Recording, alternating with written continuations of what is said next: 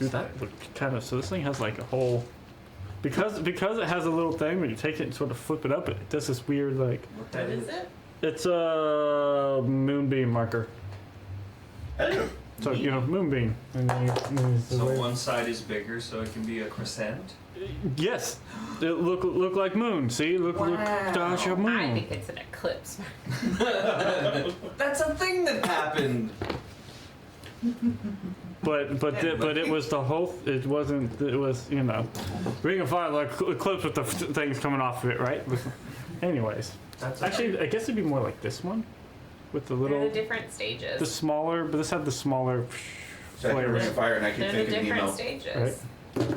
You've got the little moon, and then that one is whenever it's got the full. Yeah. Oh, yeah. Cool. All right. What are we doing now? We're playing a game. Are we? We're doing a thing, I suppose. All right. Previously on the Cape, you guys. Well, you killed the vampire. We did. You then He's dead. looted that house. Yeah, boy. You then left that house. Right. In the middle of all of that, there were several conversations between some members of the party about actions taken and if or if not certain actions justified. So in the midst of the looting, there's some really deep conversations. Meanwhile, some people walking in and doing clatter and then leaving again. And some people were sitting on the roof and just passively avoiding all of it. But you guys did eventually decide to go back to the capital, sort of refit, rearm, meet up with some people. So Dimble quite successfully managed to teleport you guys there. You all made your way to the castle. Absolute Chad. Where Dimble met up with the king for the first time and was like, hey, I think we need to have a very long conversation about a lot of stuff. And y'all have fun with that, we're gonna go shopping. So, you left Dimble at the castle to have a conversation with the king about everything that's been happening since the king's father banished Dimble's order that he was not a part of when the banishing happens, but joined later, but technically aligned with. It's a thing. So then you guys went shopping and purchased a variety of items. Oh yeah, that happened. There was a whole shopping episode on the latter half of last time. I got so many arrows. It's great. You guys got so many of a lot of things. Like, we have 2 pennies left. What can we buy? You guys were thorough. And then after your shopping spree, there was an intent to go and speak with the Scourge, I believe. And so y'all were headed down to the Southern Scourge to have a nice little conversation with all of them. So we will pick up there on the journey where you guys want to pick up on y'all's transitionary period between or at shop and then Scourge. So I didn't have anything I wanted to do prior to arriving at the Scourge, so. cool. So in that case, y'all managed to go and you arrive at the Scourge, and as a reminder, it is still constantly sort of dark and night out. But as you do come down, it is like, I would say it's late in the day, but time is weird just because it's late for y'all who haven't slept in a little while. What is late, right? And so as you sort of move your way through the town, you realize that there is no, it's a very weird state of like, some places are like kind of shut down, but in other places like activity's still happening. So it seems like people are sort of fallen into their own sort of like there is no day, there is no night. People are just sort of doing things at the convenience of their time, you know? Now time. Yeah, it kind of is. Let's do this time. There's no like centralized clock system, and so it's like, I tired, I go to bed, I wake up, I sell stuff. Like it's a whole, you know. So essentially, it's like living on third shift. There I know what that's there like. is no time, just existence. Yeah. Yes. But it's also like the city before, which was not necessarily like, there were always people, like it's capital, it's always very sort of full. It is very full now. Like there are people everywhere, right? Like this has become like a haven, and you realize like, oh, there are people, like you see that there are some like hastily sort of thrown up like wooden additions on the top of some buildings where it looks like people have been like, cool, we need a place for people to stay, put a shack on the roof because we're out of street room. Like it is like people are making space where like you can't go sideways, you go up, right? So it's make it fit, make it happen. Desperate times, we're doing stuff. And so in the same sense as like when you get sort of down into the Scourge neighborhood, there is an influx of people that you realize like they sort of are walking around, you're like, this is not like, before is like, this is sort of the quiet Scourge neighborhood. There's people everywhere. And in the same sort of sense, there's some of those extra shacks and things sort of thrown up, and it's a whole lot of people helping people across the board. But you get the sense that down here, there's a sense of organization, I guess, in that like before it was like this just sort of put up there, but there's almost an odd sense of like uniformity in the ramshackleness down in this area, and it kind of leads to the idea like, oh, this is probably a unified effort, like probably all hands who helped put up this shack, probably the same hands who helped put up this one and that one and that one, which is why they all sort of have the same idea, because it wasn't just one person trying to make something happen. There's team effort, which is giving common results. And so there's this odd, like, you don't notice it at first, but you're like, yeah, there is that, like, this neighborhood has always had a sense of security about it, but it's still, even though it's full of strangers, it still sort of maintains that the attitude and the air here is just a little bit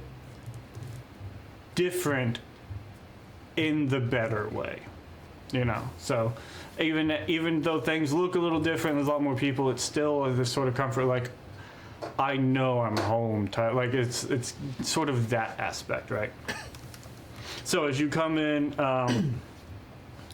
the house is, it's always full of kids. Like there's always kids around here, right? Anywhere from like young up to like early teenage. Like there was always kids moving around. You sort of come in and it's like a opening scene of Cheaper by the Dozen, like, but more. It is like almost an art form of how people are like moving and going about. And Be like water. some of the kids you recognize, some of them you don't, but there is just a constant flow, right?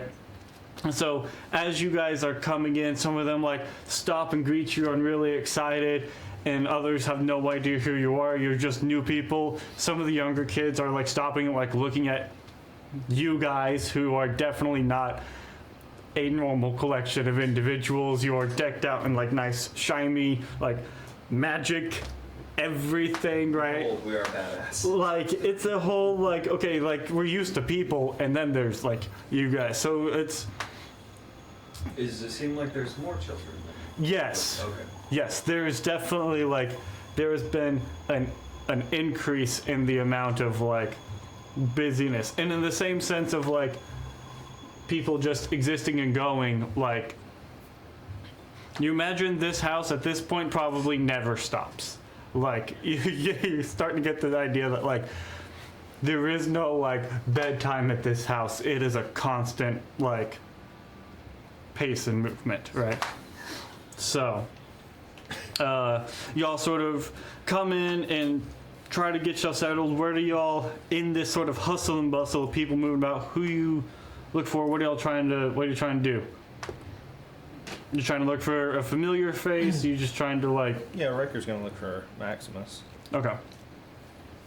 And so as you guys sort of come in, Riker's like, okay, sort of like working your way through.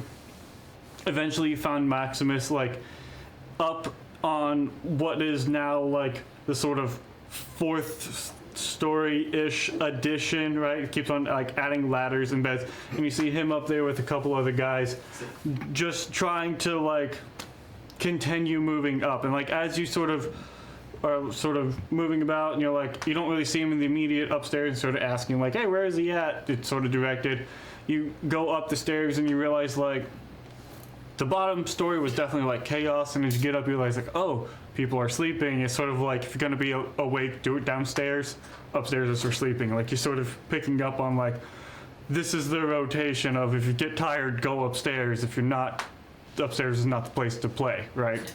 So you sort of picking up on these small like ways that they sort of have figured out how they're doing stuff.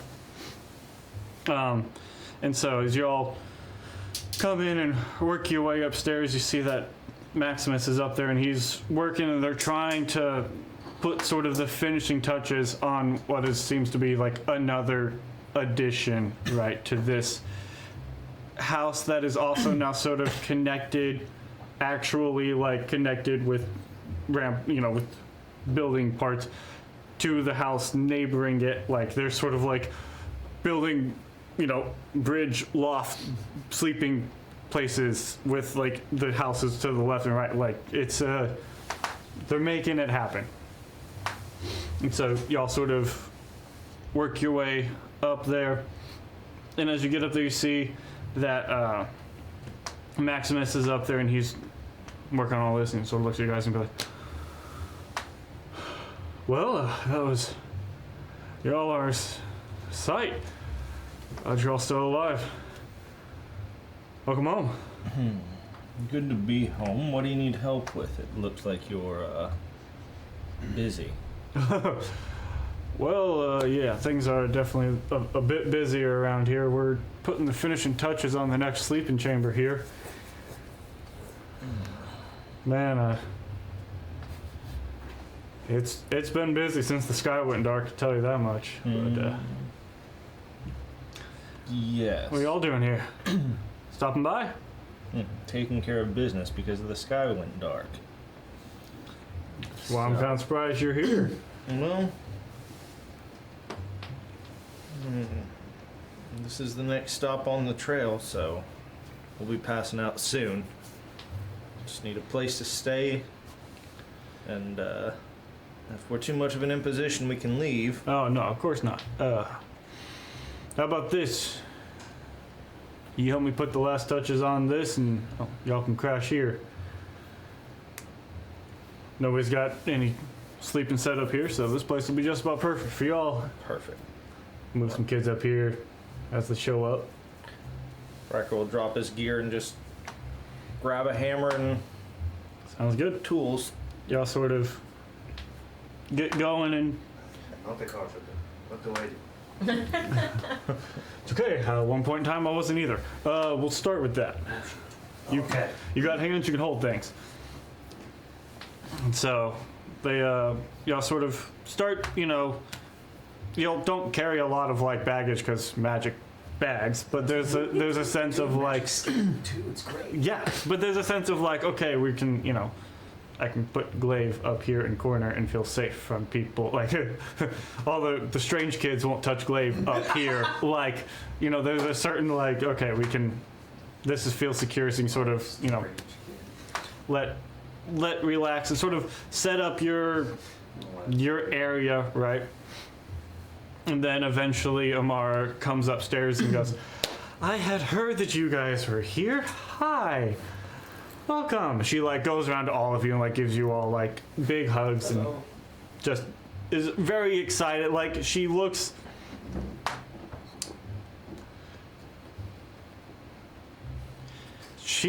like she is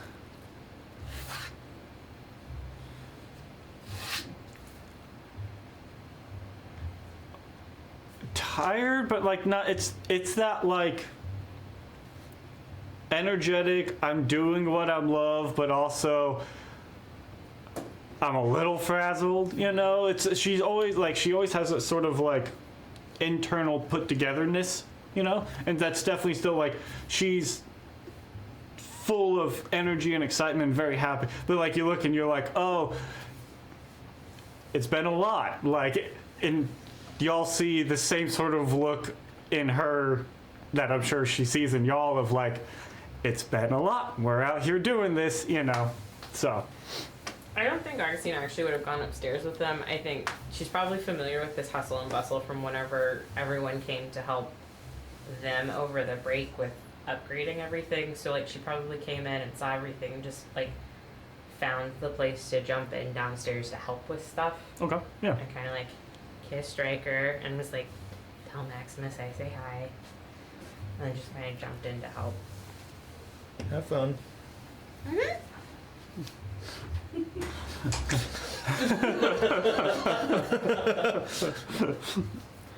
Disappears amongst the rest of the child-sized humans. Yeah. Pretty much. Just look for the bobbing horns, and you're like, I think this is. Bobbing horns. You know, Riker's like, I've got the sending stone, so if I really need her.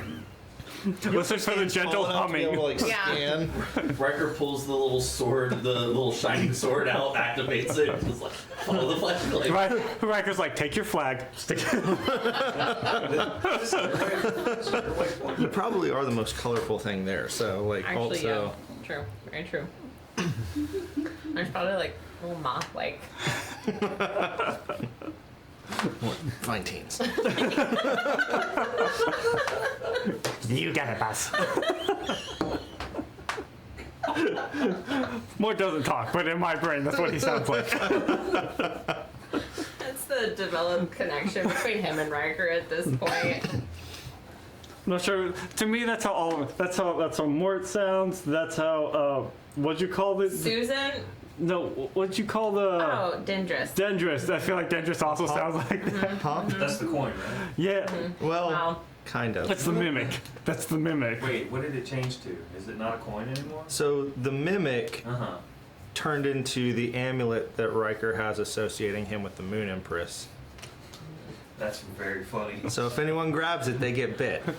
Riker has a constant mimic that's like this big, right? on his shoulder. It's an house straight. That's part of what we did over the 2 hours. That's the invitation, Scott Eaton. Yeah. There's a whole That process. part, that part I remember.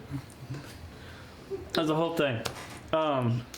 But so Amar comes upstairs and like That's amazing. greets you guys and just spends a little bit of time sort of talking with you all. She probably found you downstairs, which is how she heard that they were all upstairs, right? So at some point you ran into her. Here, I'll take this. You go ahead, go say hi. And so as y'all sort of up there and working and getting set up, eventually Amar sort of like looks around and goes, Mayor, could you help me in the kitchen, please? I could use an extra hand. Of course, anything like that. Thank you.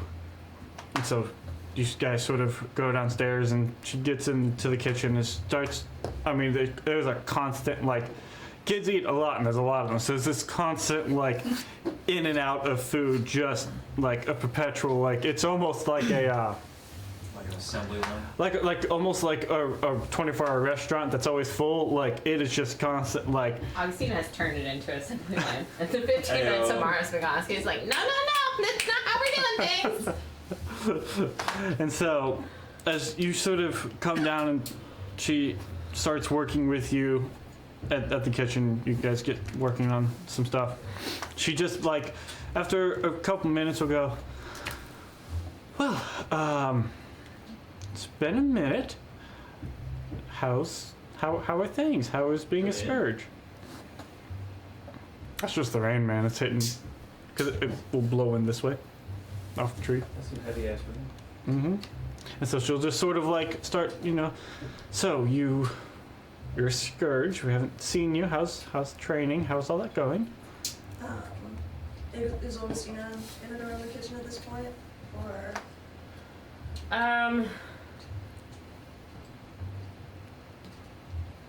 No, I think I think she's probably like, she got things worked out in the kitchen and she's probably moved in and she saw someone doing stuff with Darnie and she's like, okay, the stitches are all wrong. It's fine. We're gonna work on it. Take them all out.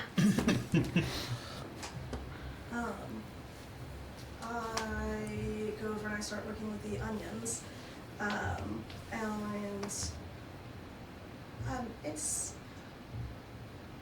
the sky went dark and everything went terrible, and we've been trying to figure it out, and we found a vampire and give us some information, and so we said that we wouldn't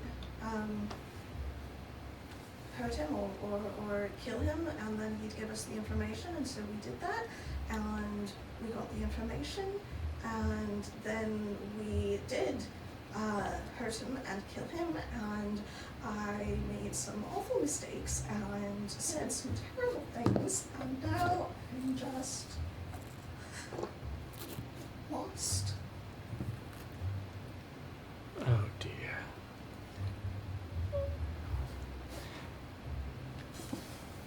I've never encountered a vampire. I actually haven't done near as much adventuring as you guys have.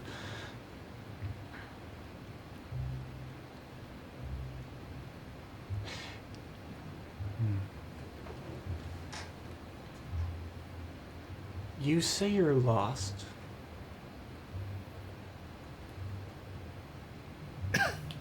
If I can ask a very direct question, do you want to be found?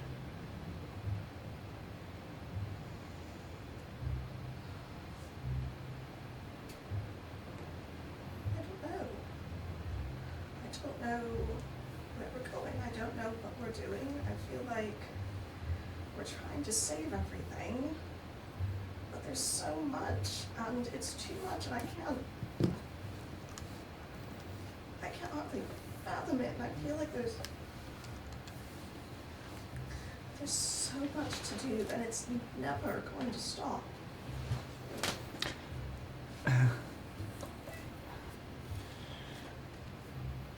The last time you were here,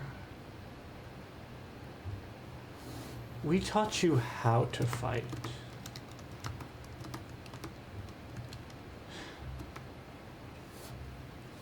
But maybe I didn't fully explain or nourish the why.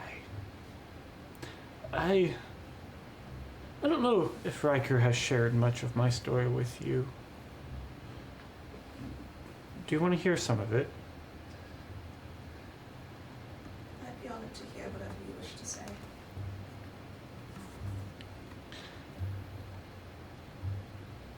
My reason to fight is what you see around you. It's these kids. It's my husband. It's... As a Scourge, we fight for those around us, but some get special privilege, like my family.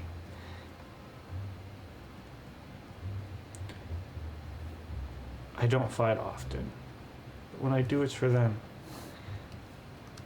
But that wasn't always the case. I used to fight for myself.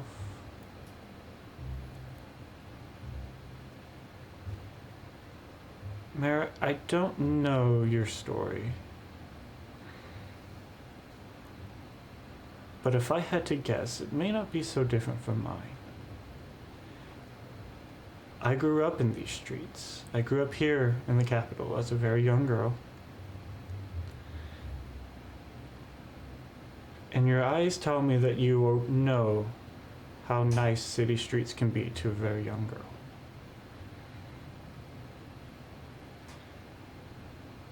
The Scourge didn't find me till later, but I learned to fight for myself.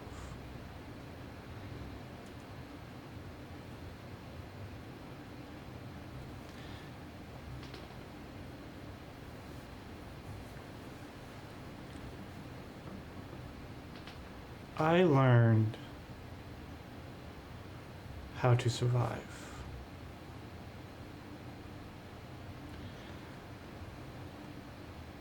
I found myself being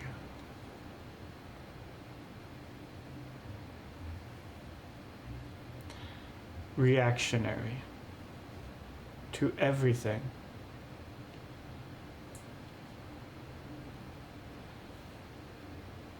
I was, and I say was, a victim to many things. I'm not now. I survive. I was a girl on the streets, and I was a victim to life that comes from that. I'm a fighter now. I'm a mother. I'm a wife. I feel like I'm so much more. And it's that thought, it's that understanding that helps me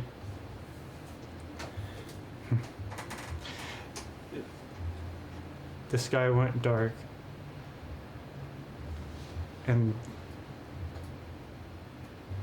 the direction gets challenging and it doesn't stop, like you said, and you just keep going. I am not out there like you are, but I understand. Our house is swelling and it doesn't stop here.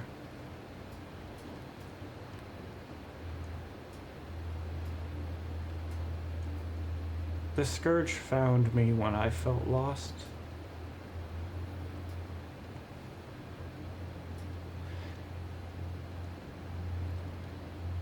And they keep, my family, the people here, keep finding me when I feel lost. You never are found one time. Emotions are constant. I have a house full of teenagers. Emotions are constant.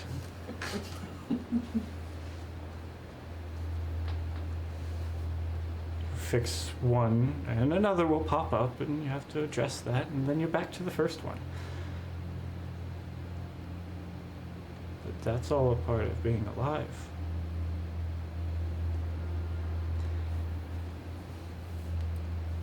I do have a question though.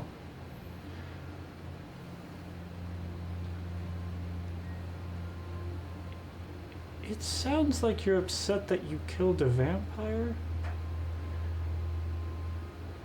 And I'm curious as to why.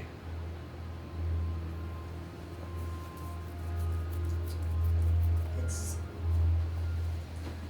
really not so much that you killed him. I understand he was evil and untrustworthy and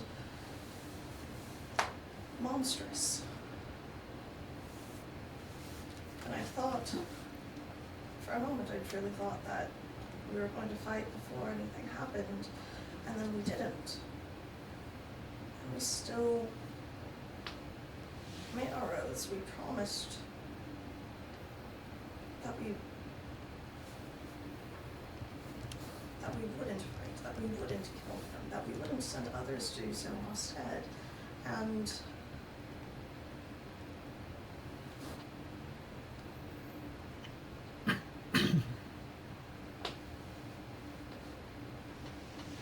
I feel like an oath breaker. I feel dirty inside. And I don't understand why, if we were going to kill him anyway, why did we promise that we wouldn't? Why deceive him? Why?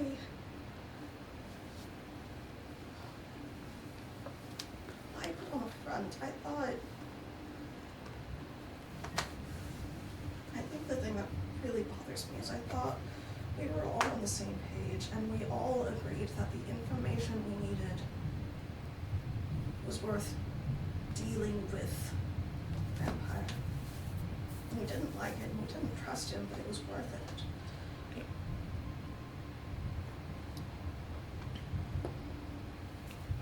And I don't. I feel like in some ways, because of how we handled that, we were no better than some of those people that you and I know from the street.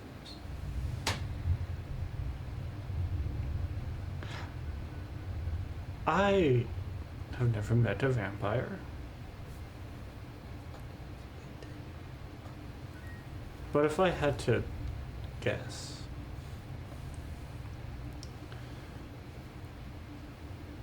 I've known some very vile people. I think people can be good.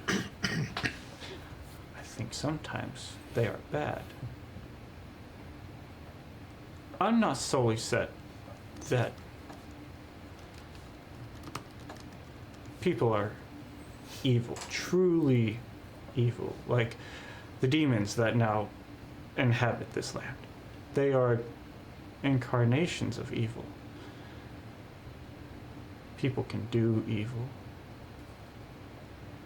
and I've seen them be very evil. Some I would even describe as evil.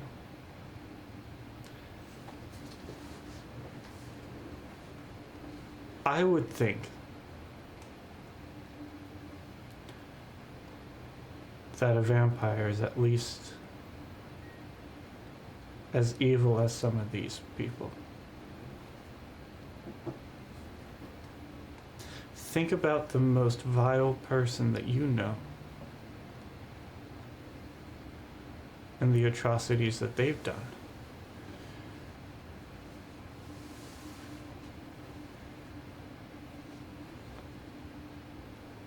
Did you get the information that you needed from him? I believe so.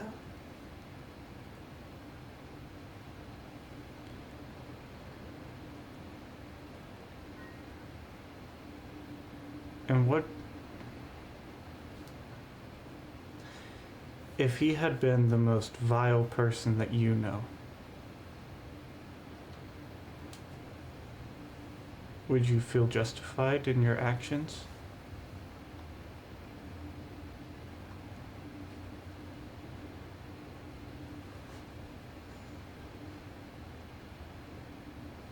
This may be an odd question. How old was he?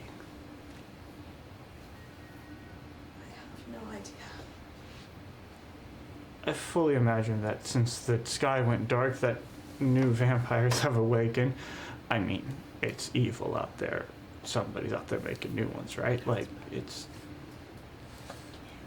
Do you think he's a new creation, or do you think he was old? No, he was well established.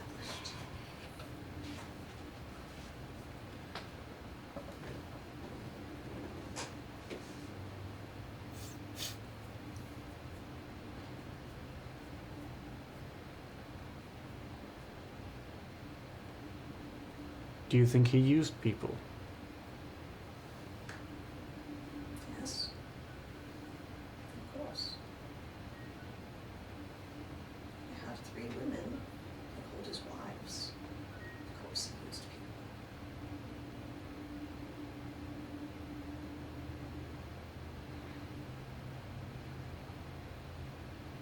Do you use people?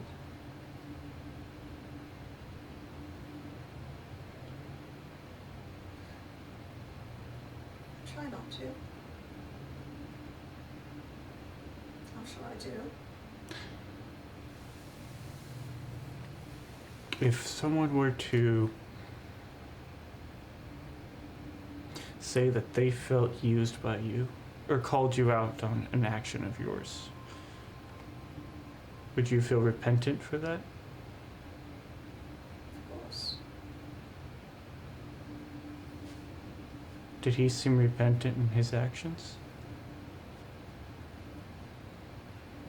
No. Not at all.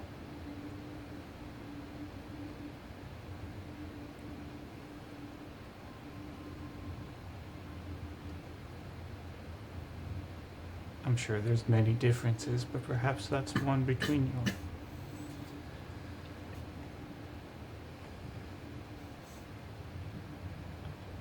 I understand he was evil. And I understand wanting him to die.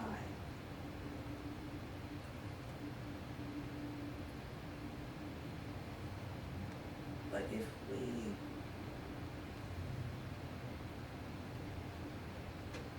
we lie and deceive to get what we want, I have seen many men who are kind and wise and then they get authority and they get power and they get to control others and things go the way they want them to go and they turn into monsters. And I am terrified of what we can do if that happens to us. And it seems like no matter how hard we try to stop it,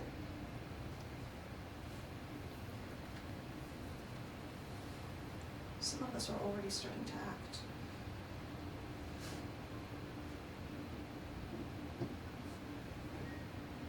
Well,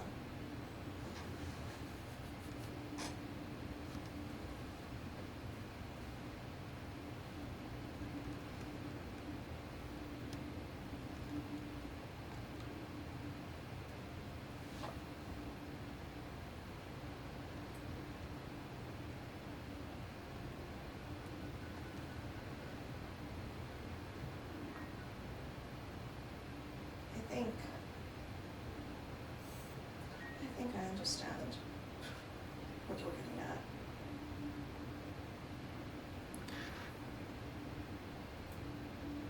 Will you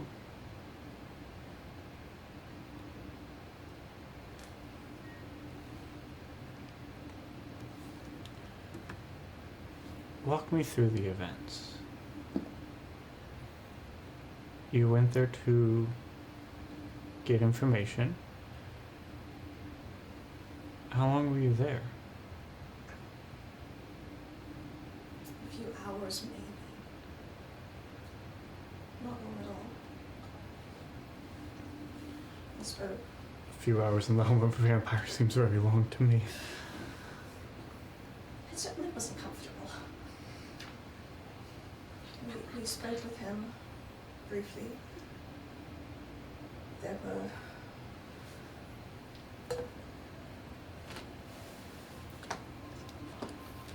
offered deals. What deals?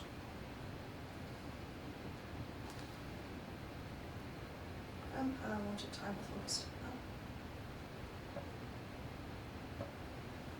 She would come and live with him for a year, I believe. I'm sure Riker didn't take very kindly to that notion. I'm sure Riker would have come with her. He would. I don't think he would have let her go alone. Not that he lets her do anything. She does what she wants. Something tells me, though, if you hadn't killed the vampire when Augustina went to fulfill her end and Riker inevitably followed, Riker would not be following with friendly intent. I'm sure not.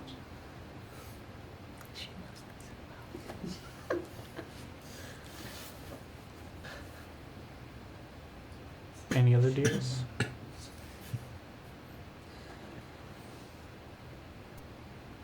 After our initial conversation, we were granted a room on some privacy to discuss and ask questions. And we were talking in circles about what we could do, what we couldn't do, what we felt comfortable with, what we didn't, and we all agreed everything was shit.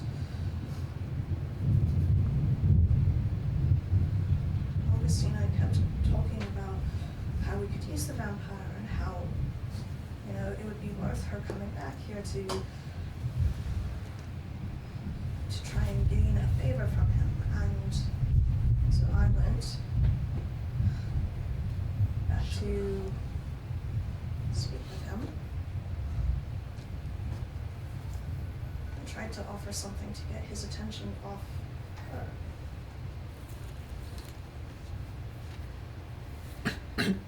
And what did you offer? Myself.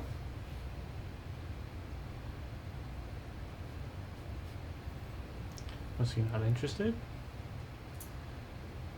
He was quite interested.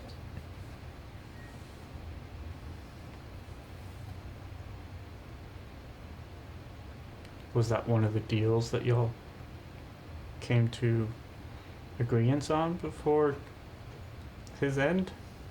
No. He asked. And I refused.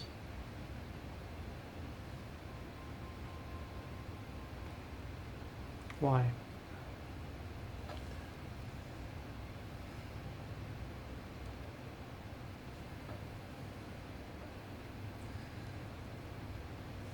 Because he would have required my constant presence. And it would have meant I would have been unable to go home and buy my cousin's freedom.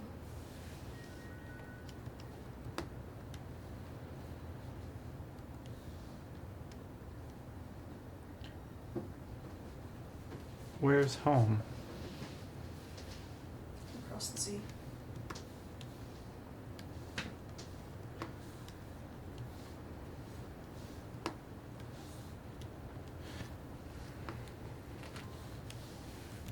When you told him no, how did he respond?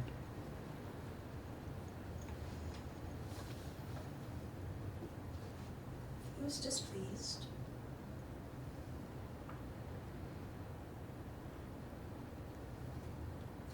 He tried to exert a charming effect. Unsuccessfully.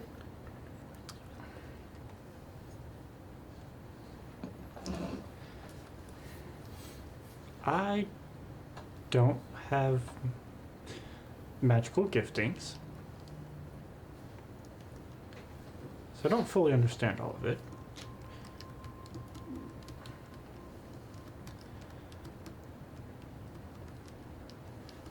This was before current of events. He attempts to charm you, it fails. How long after that until he... Did he attack? Who attacked first in this endeavor?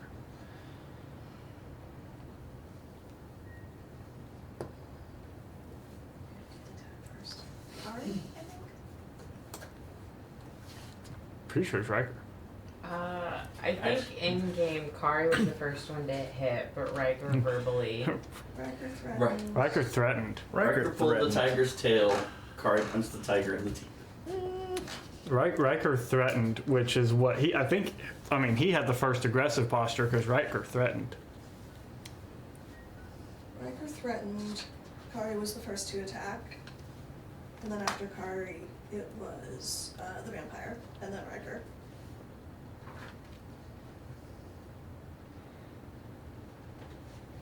So what do you tell her? His words, the vampire's bolstering, which caused initiative. Riker, Kari hit first. What's the answer? They added the Desert Eagle to Hero Forge. Sorry. Silver bullets with holy water. I think I just sort of walk her through it.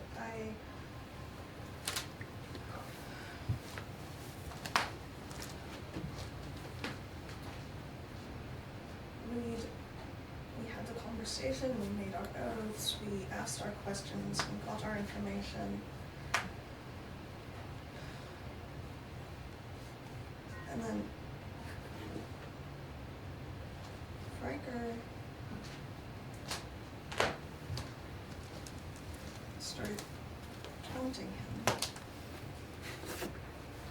threatening his wives, and things got tense, and then Kari broke the tension and went to attack, and then it just snowballed from there.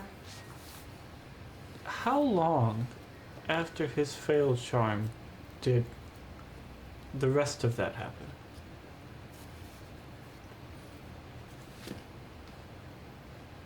Several minutes at least.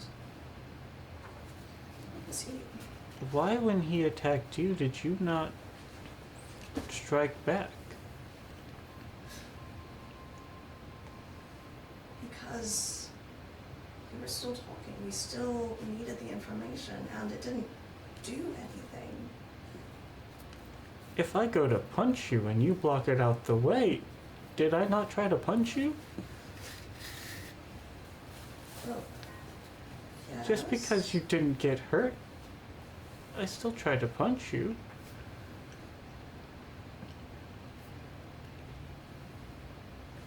Let's take it back to the start.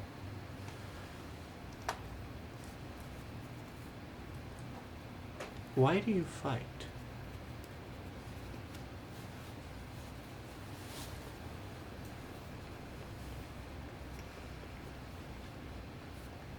I fight because I feel more useful to the group if there's more that I can offer. I fight because as we go, we somehow manage to collect coins and riches. And when I have enough, I can take it and I can free my cousin. If we get enough, I can take it and I can free my cousin and find my friends and free them too. It's So you fight to collect wealth and power. Is that your motivator?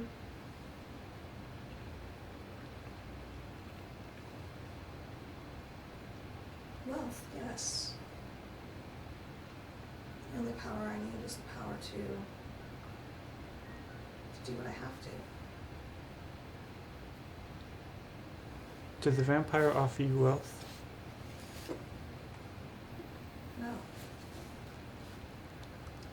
So he couldn't give you the thing you sought. But when he attacked, you didn't defend yourself. We still needed information. I don't know where else we could have gone to get what we needed. Did you look anywhere else? No.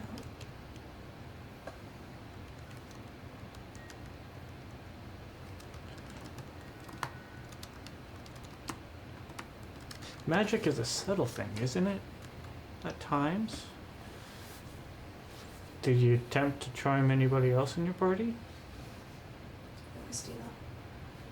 And she also refused to steal.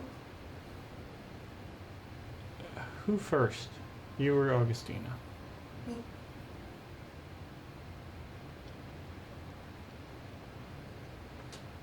Did you know that he attempted to charm Augustina when it happened? Or did you find that out later? She said something after.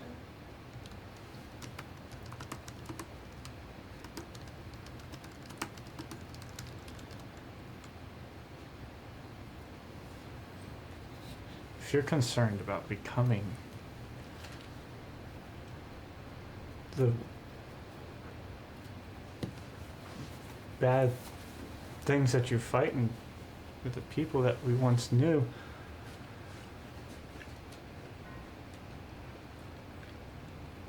from everything I've heard, I think you guys are actively fighting them. You know what none of those people had? All of you. If it was still me, I would be no better than who I was. The Scourge found me, and now I have my family, and they're the ones who bring me back. Always.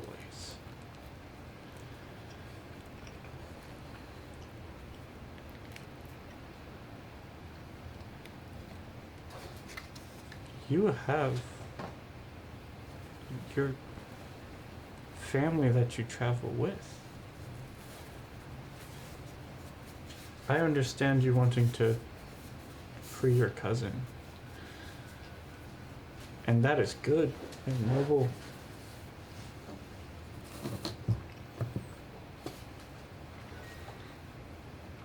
I'm not sure you're free to do that.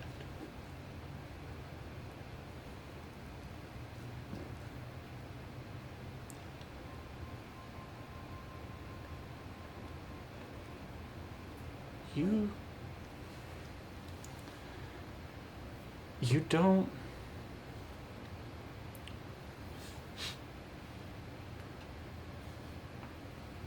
I'm not sure what it is, but you still carry chains.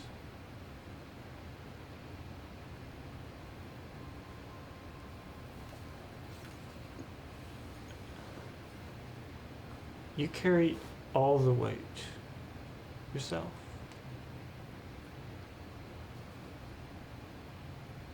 How many people have you told about your cousin besides me?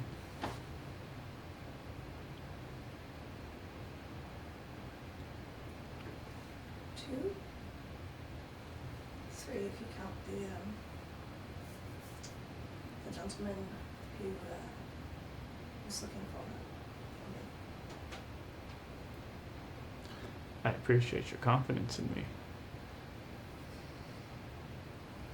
But that means the people you're traveling with don't know what motivates you.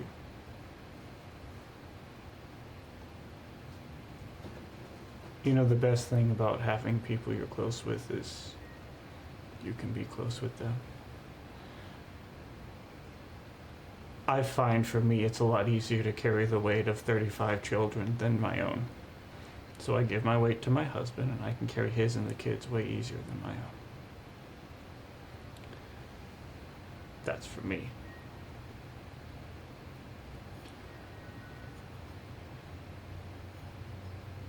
Maybe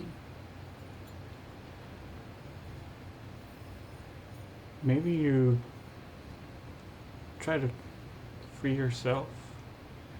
Maybe you look at those around you.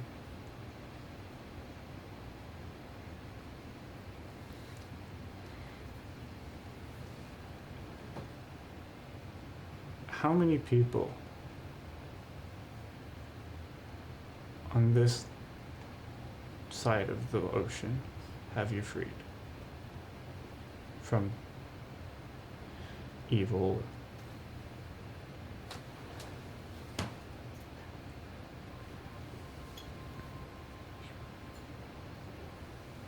I personally remember a story about a city of Fairbolgs, a village.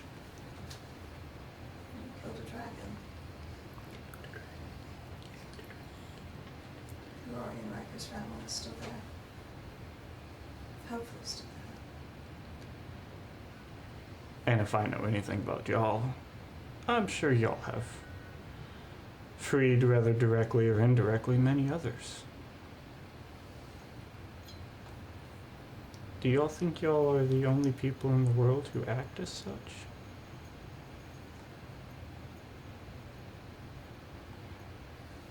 I'm not saying that somebody is actively in wherever you're from freeing people, but I'm also not saying it's not impossible.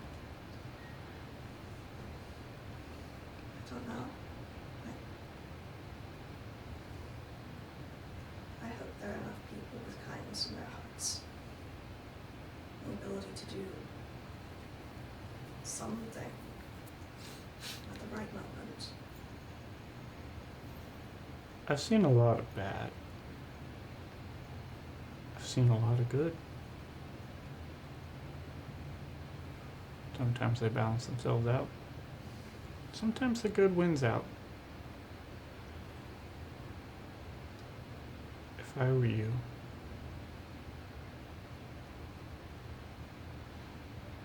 maybe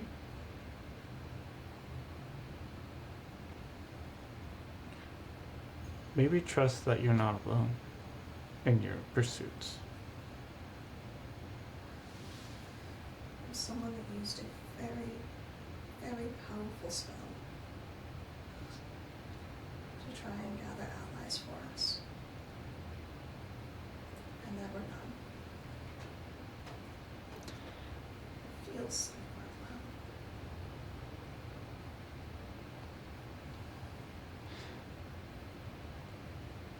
Isn't magic in the wording?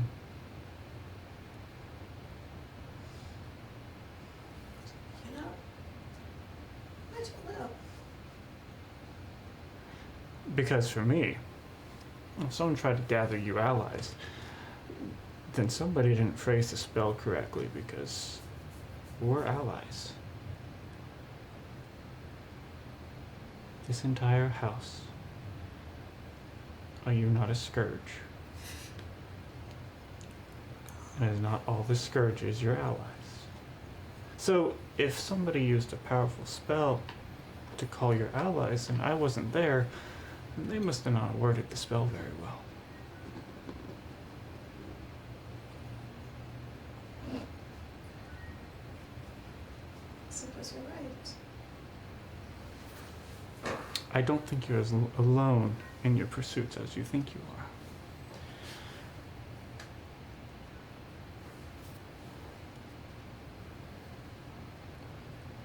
You keep doing what your group is doing.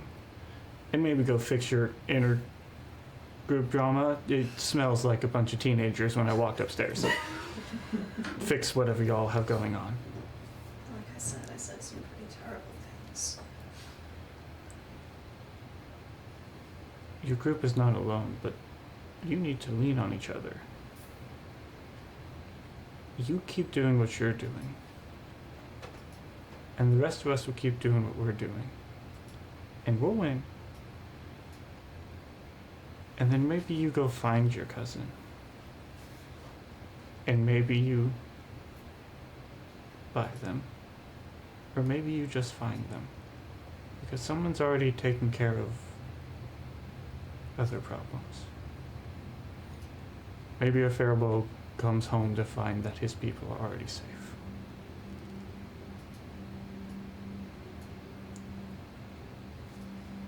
And as far as the vampire, it sounds an awful lot like me. He tried to punch you first. And I don't know what information you got, but if that's the only place you looked, maybe look other places first than the lair of somebody bad like that. That sounds like not fun. By all means, please keep killing those things. They're keep hearing stories that it's not getting any better out there, but I shall treasure your advice in my heart. good. You're done cutting onion. Go upstairs, talk to your friends, Can I have one more hug? if you must. And I lean in, and I, not subtly at all, just wipe my tears on her shoulder and lean in close for just a moment. Onions can be a bitch. Oh, they're awful. Now go play nice. Also, you and Augustina need to figure your things out.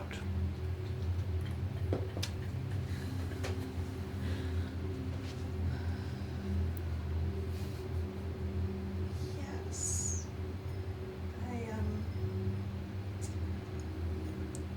Start with sharing.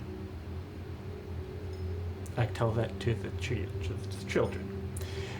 It helps. I think I might start with an apology. That's also a good place to start. It starts with sorry. All right, go. So I head out.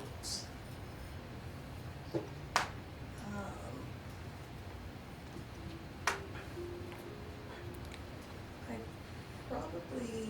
You said you're not a carpenter. Gray's thumb is this big. Reactions? Anytime you take melee damage, right? Does it work if it's self-inflicted? Every You stole your swing own the hammer reaction. every 6 seconds. Can I skip my own reaction?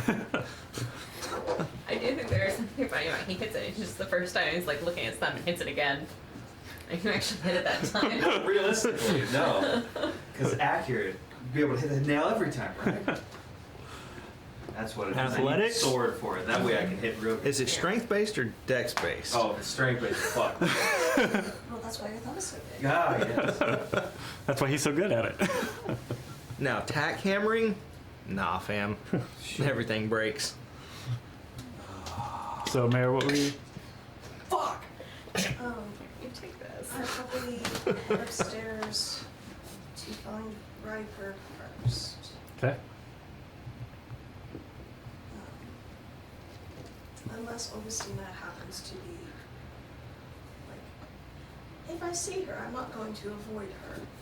But Augustina is like elbow deep in darning, trying to teach a bunch of the kids the appropriate way to stitch things up. So even if you walk straight past her, she does not see you. cool, I head to Riker. Yeah. I wait until there's a break in the work. While I'm waiting, I'm helping carry things At this point, it's and mostly running some healing into Gray's hand. And it's mostly done. Like it is. At this point, like they're putting on the finishing touches to make it like a livable space. So it's most of the work is done at this point.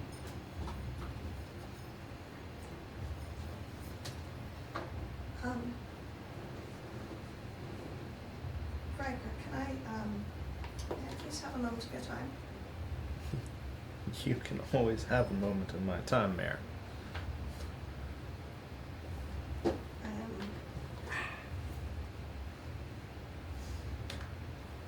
wanted to apologize.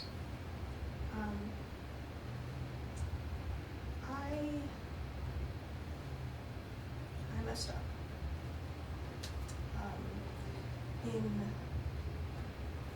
In the battle, I misjudged the situation, and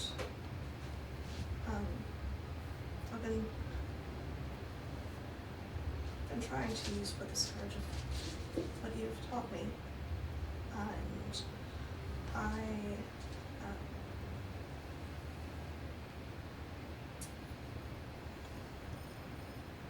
wasn't paying attention to the fact that I should have been healing and supporting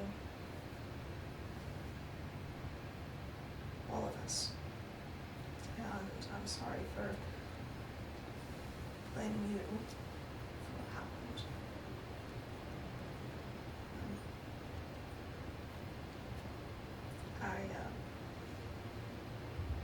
I wasn't taking responsibility for my own actions.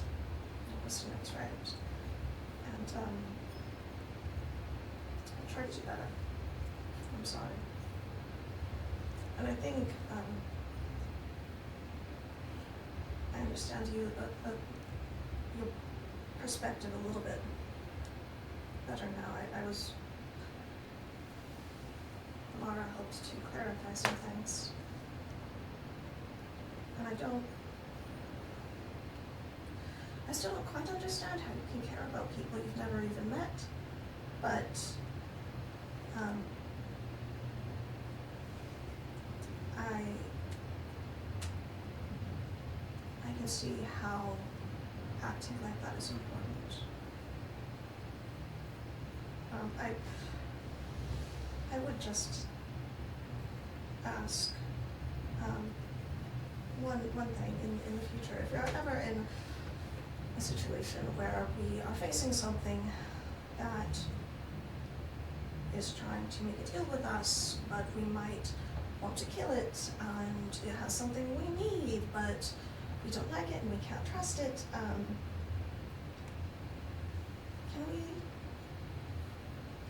just be honest about what we're doing? And instead of trying to make deals and swear oaths that we're going to have to break, can we please just not make that oath in the first place and at least be honest with our own actions? Riker's going to he'll smile, give Mare a hug, and then kind of take her. They're up a ways, right? And you can look Yeah, out and yeah. see masses of people. He's got his arm around her. I was cared about by a bunch of people who didn't know me.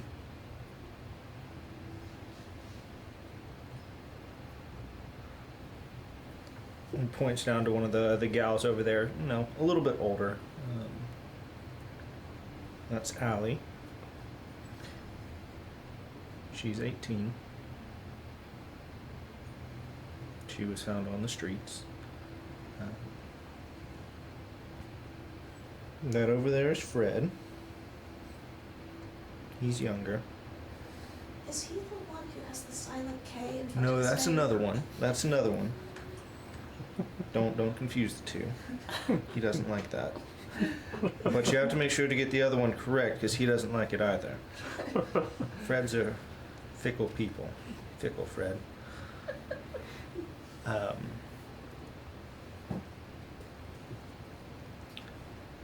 I had a lapsed judgment and I made a mistake. And I have to apologize. And it didn't sit right with me, and I shouldn't have ever thought of making a deal.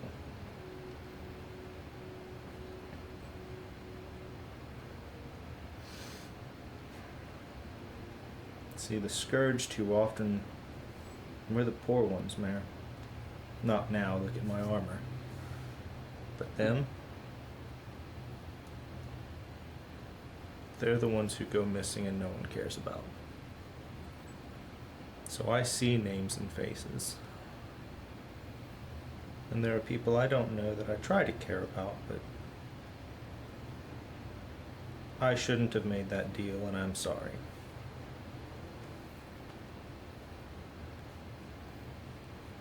I have no intention of making deals with monsters.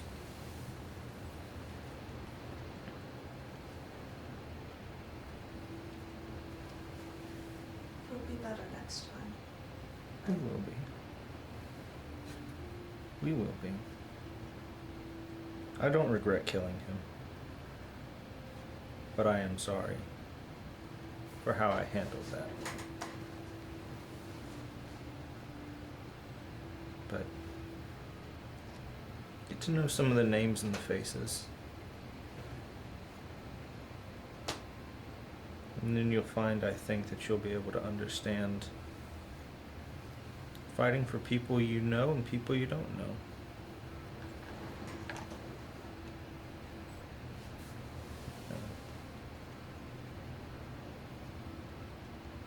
It was a very rough day and it's been a very hard week. We all made mistakes.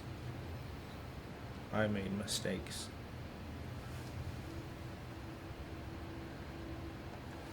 And sometimes we just try to fix them the best we can and keep on going. But you are no less in my eyes.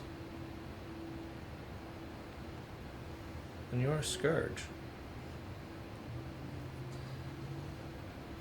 Guess I'm still learning what that means. I think you'll keep learning that for the rest of your life. At least I hope so. Me too.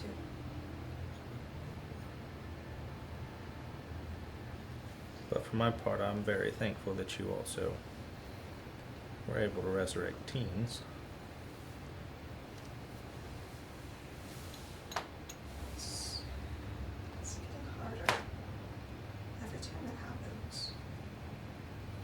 And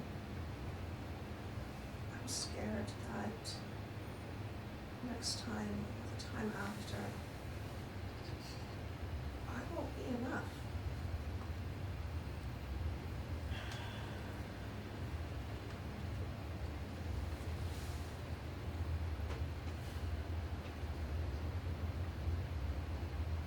Well,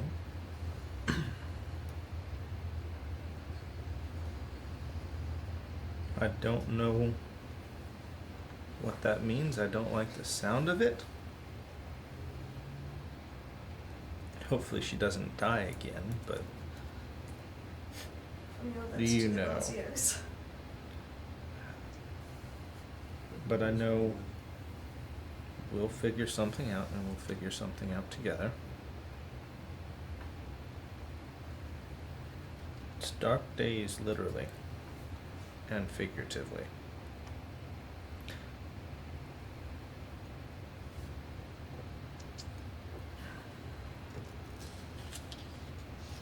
I don't have all the answers, we just have the next steps in front of us.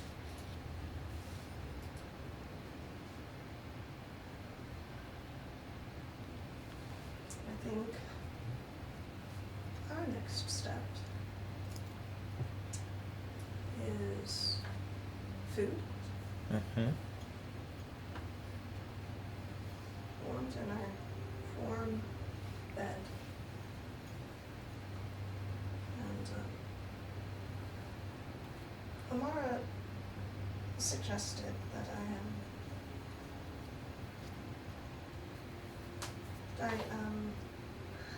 metaphorically, I suppose, lean onto you, to our group a little bit.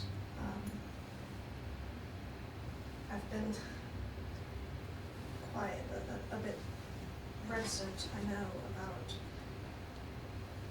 my own past, and you shared all of this with us. Not that it's a trade or an exchange or a transaction, but I'm a little bit scared because what if I trust you and then something happens and you die or you leave and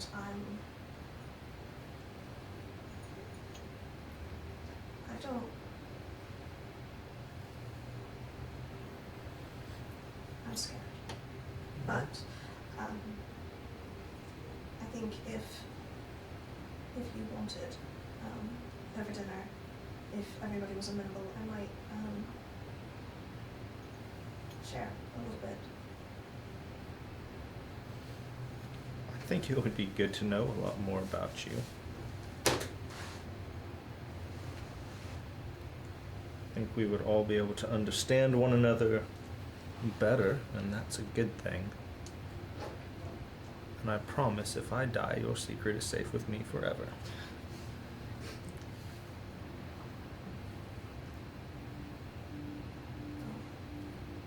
Let's pray you don't die.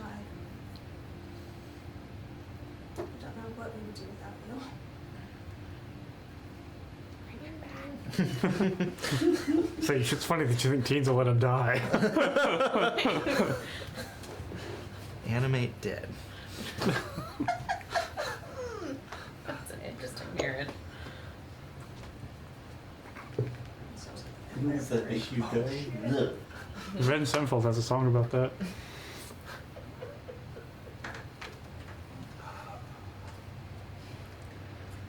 Well, I'll go get Freddie and see if we can bring dinner up. Yes, I believe we're almost done up here, so we'll make sure everything's nice and tidy and ready to go. I'll try to bring down the bruising. It's a little bit more. I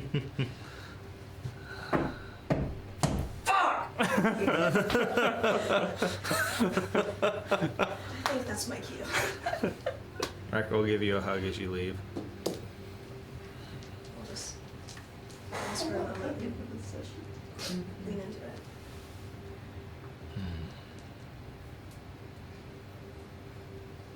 Thank you, Riker. And thank you. Honesty's a good thing, even when it's hard. For both of us.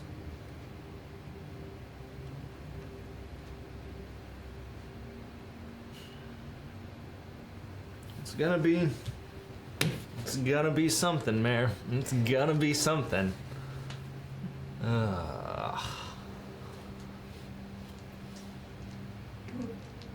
to go rescue Freddie from that hammer. I think that's a good idea. And as she walks away, he'll smile, look down, find where Teens is, just surrounded by all the kids, just smile, look around. Tonight, life is good. And we'll go get gear set away. Yeah. So, you all convene for dinner. Is that what I hear? Cool. Leading up. While Teens was doing her thing, every now and then she'd look up and notice there were two kids that looked like twins. And then she'd look away and there'd only be one of them. And it'd be a different kid each time. Kari just terrifying children once again. Or entertaining. Depends on how you look at it. It's all a matter of perspective. So, Kari entertaining the children, or is Kari entertaining themselves? yes. Yes! Yeah. As you all gather upstairs with your collected dinner, we're gonna go to break real quick. Oh shit! Come back and have more mare. Conversations! I'm sorry for hijacking. That's not a problem. There's been a needed to notable happen. lack of mare. Figments, check it out. Those good clicky ratchet joints. That's some good cookie ratchet. Can we link to the game in the I mean, sure. link to the game in the description? Drop a link to Figments in the. Yeah. All right. So, coming back to this, y'all are meeting upstairs. Food's acquired. What's the play here?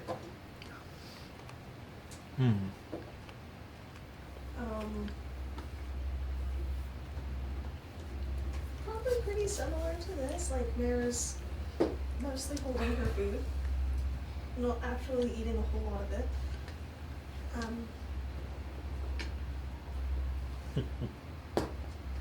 Augustina, I owe you an apology. Several apologies, actually.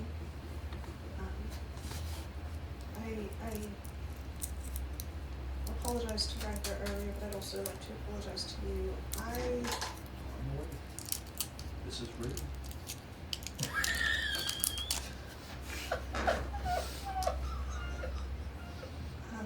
I misjudged what I should have been doing in the battle, and I'm sorry that my actions led to you getting hurt and dying again. And I said some pretty awful things because I was scared and a little confused, and that is no excuse for my behavior. I wanted to apologize also for I know I keep bringing up your wedding and the fact that there was an accident and we weren't there, and you've apologized, and I've been holding on to my own hurt and feeling of rejection, and that was not okay. So I'm going to try to let that go, and I'm going to try to be better. I'm going to try to pay closer attention to what's happening, and to try to be more careful about my words and what I say,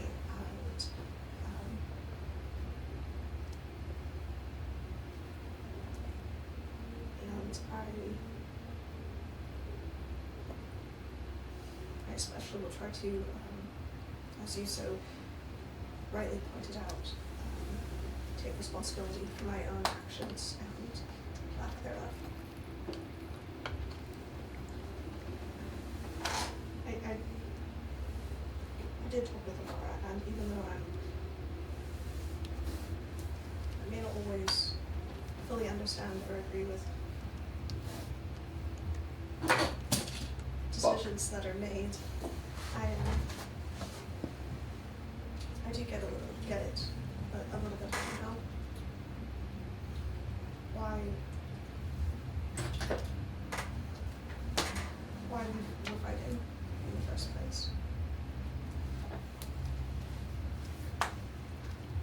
So,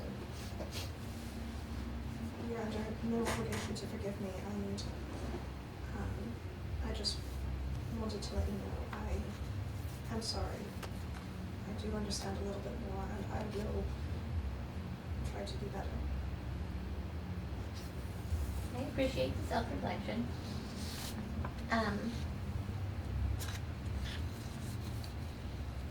Genuinely, I don't care if you get any better. Could it help me in the long run? Sure, but you shouldn't get better for us. You get better for you. So if you decide to get better, great, I'm happy for you. But if you don't, that's on you.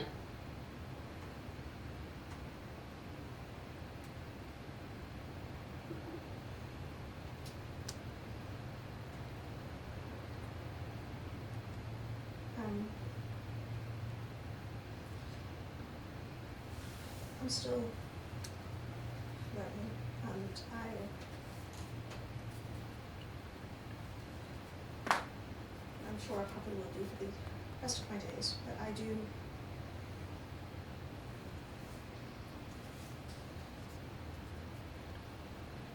see other people with confidence and this inner strength and sense of who they are. And I do want that. That's good.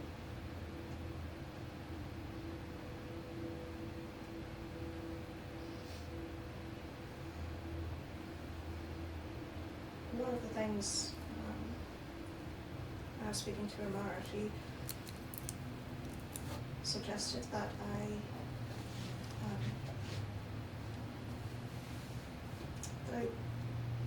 lean on you, not just you, Augustina, but the whole group. I've been scared, and I realized that even after everything we've done, I wasn't trusting you. And I want to. If you would care to listen, I know it doesn't change things, but I think it might help sort of explain how I got to where I am. And even if it doesn't, I'm getting really tired of holding myself closed off, and I want you to know.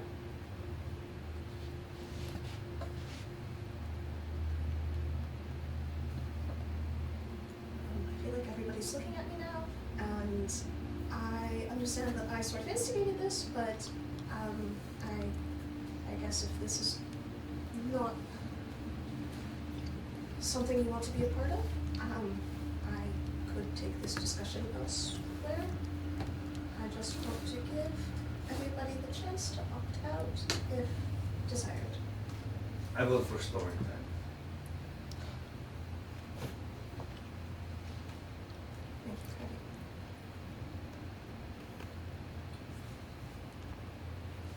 The votes have it. I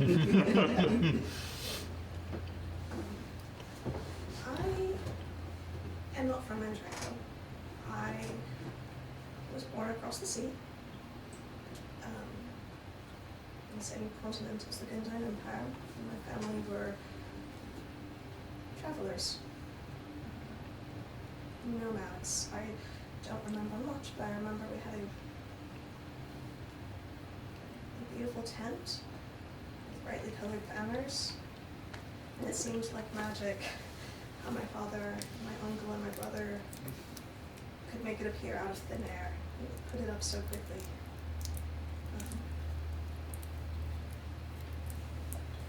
When I was young, my sister and my cousin, who might as well have been another sister, we did everything together, and myself and my brother, we went to gather berries in a thicket a little ways away from where we really should have been, but they were one of my favorites, and so I convinced my sister and my cousin to come along with us, and my brother to come and watch us, and we were attacked. My sister and my cousin and I were taken, and my brother was shot. I can still hear the thunk of the crossbow bolt.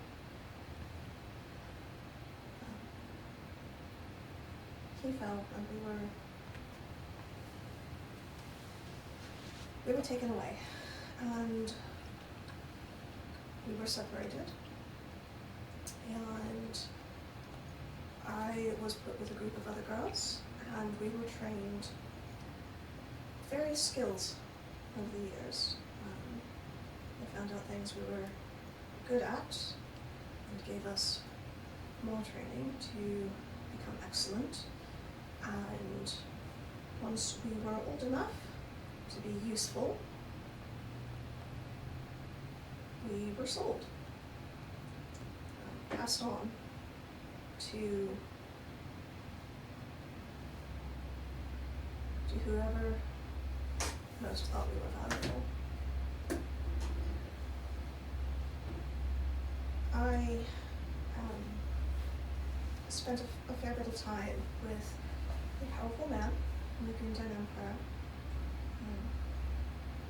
maintaining his house, welcoming his guests, working in the kitchen, and keeping things neat and orderly and running smoothly. And eventually I was sold to a less powerful man in the Gundine Empire, and it lasted for not quite as long, and eventually I was sold again to a less powerful man even in the Gundine Empire, and at that point I was really only valuable for the things I could tell him about my former owners, and for the way I could make his house look better than it was. Much of what I'd learned previously was put into place, and if I wasn't good enough, I wasn't the one that bore the consequences. It was everyone else who worked there. And so I learned to be very useful at whatever he needed me to do, to not complain, and to act without question. And over time, I gained a measure of trust.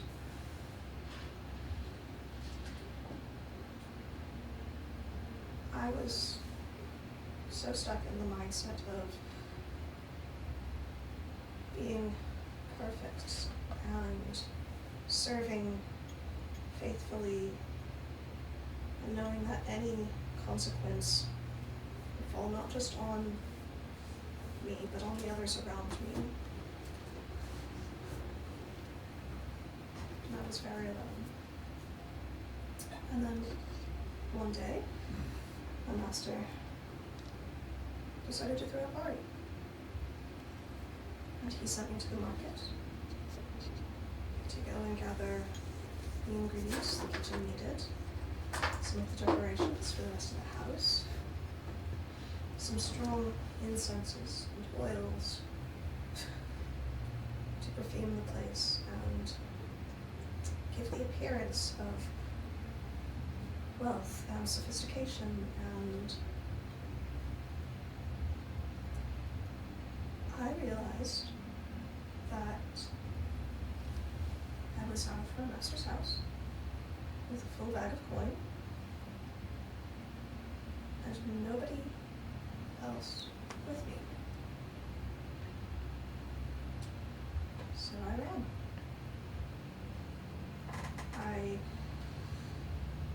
I went into the lower city and found, I suppose, what some would call a den of iniquity. Gambling and fights and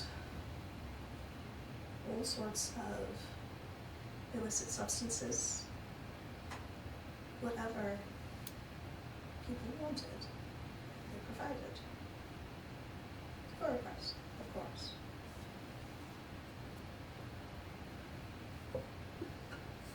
It was down in that fighting ring. I'd learned first aid as part of my training, and I was able to be useful. They let me stay there because I could help patch up the fighters.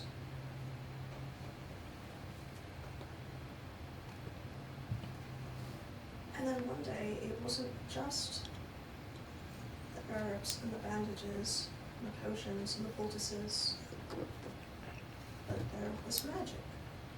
And I had no idea where it came from.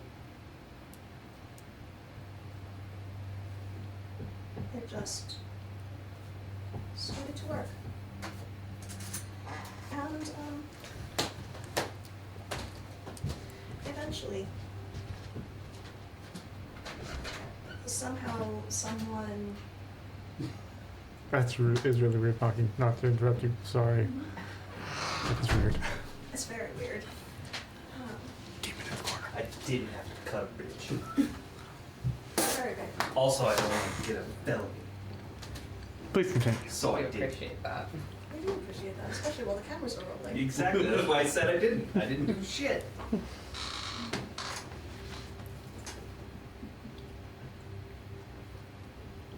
Casper, you're freaking us out a little bit.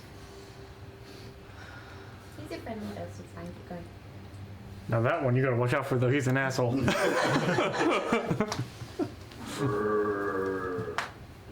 Somehow, my master, my former master,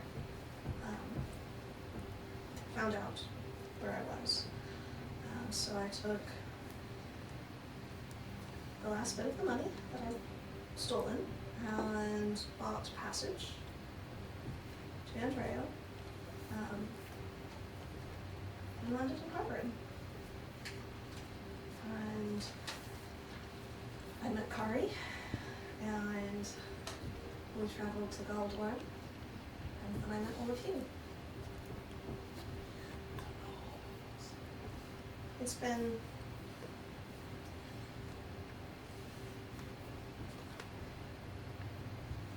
a journey, and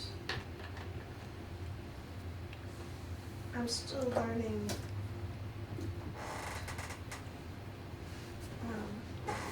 as Freddie said, how I have value outside of what I do, That's exactly how I said it. and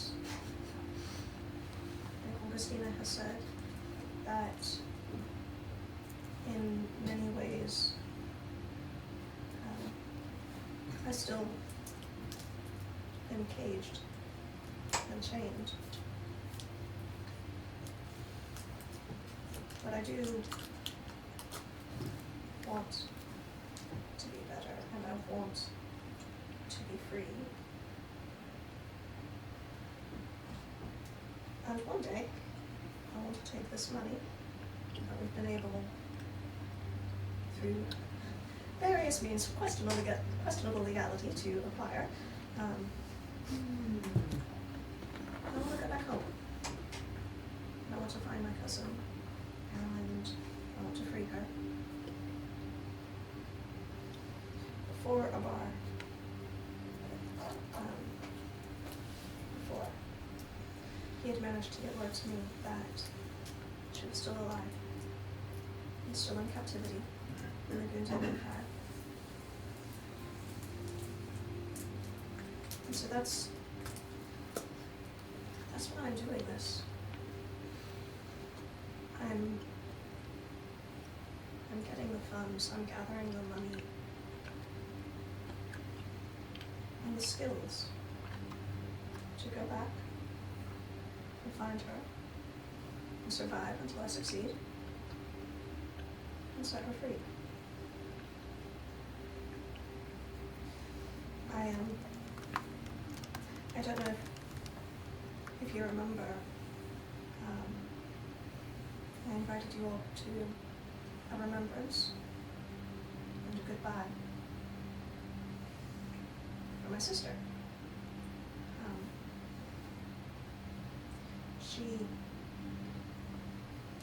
Somehow she got herself free. She came here long before I did, and she fell in love and got married and had a child and died.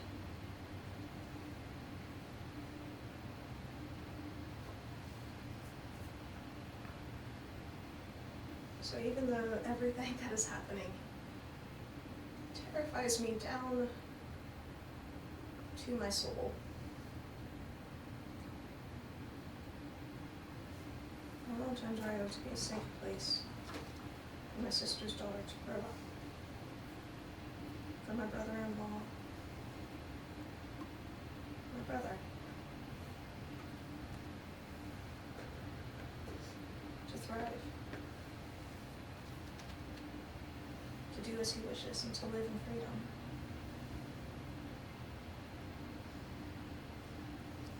So that's why I'm here.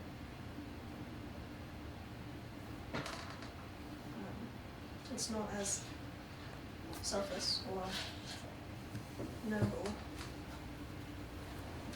motivation as others may have, but it's mine. When you said you talked to Amara and you sort of understood the perspective that we had about why we killed the vampire, what exactly did you understand? He's an evil creature, and he needed killing, and we were there. And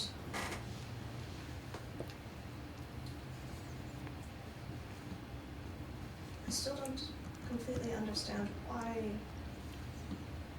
we took oaths not to harm him, and then did so anyway.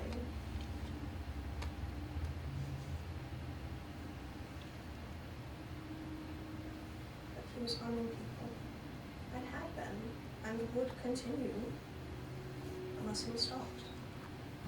So, if we take what you have just talked about, with your background, and we consider Vlad, in your circumstances, you were put in a position that allowed you to escape, and then put in a position where you can passively fight for your cousin and your family, and it's giving you motivation to try and make Andrea better for your niece and your brother-in-law. There are a lot of people out there that do not have you, that do not have Riker, that did not have a Rory, who are in the exact same position.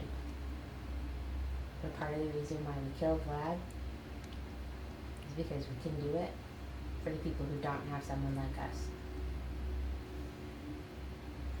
I can understand the perspective you take.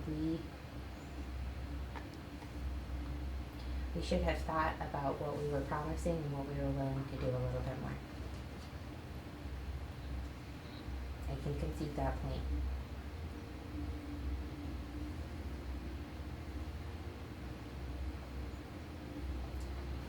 As I asked Riker earlier, if we are ever again in a position of deciding whether to make a deal with the monster, I ask that we at least be honest with ourselves about what we are doing and why.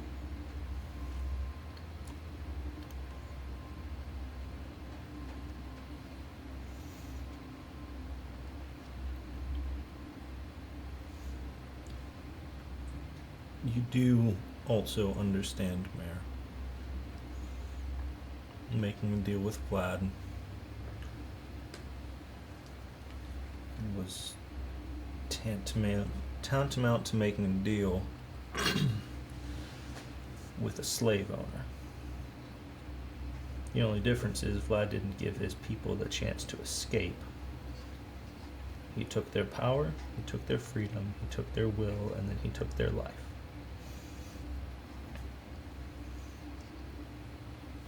So,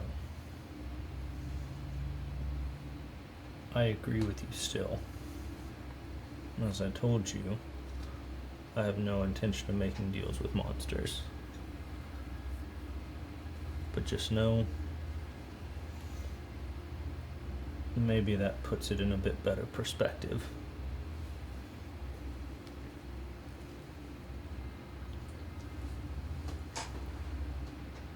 Evil wears many faces.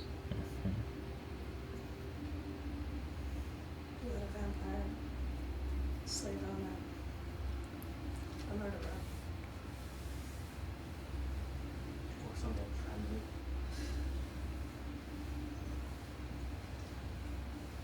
or an advisor to the king.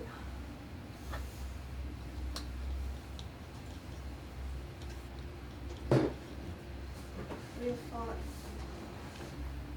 because we were in places to do good, and we could, until we did.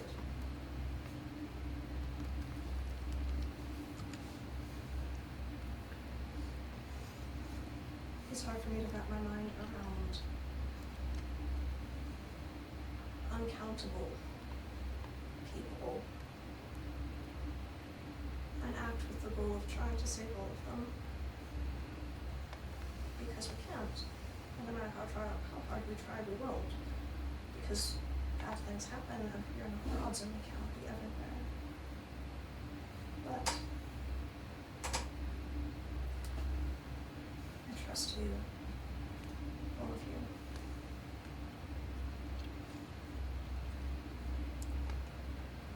To do as we have.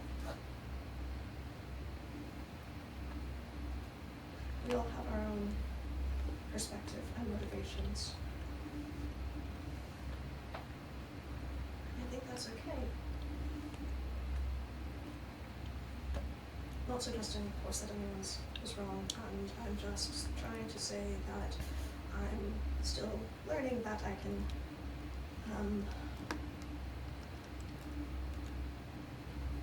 just because I do something a little differently doesn't necessarily make it bad.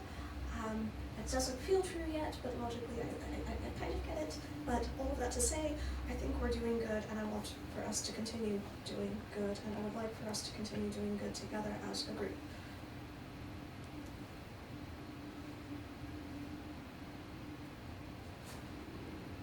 Okay. The votes have it. That's a reoccurring joke.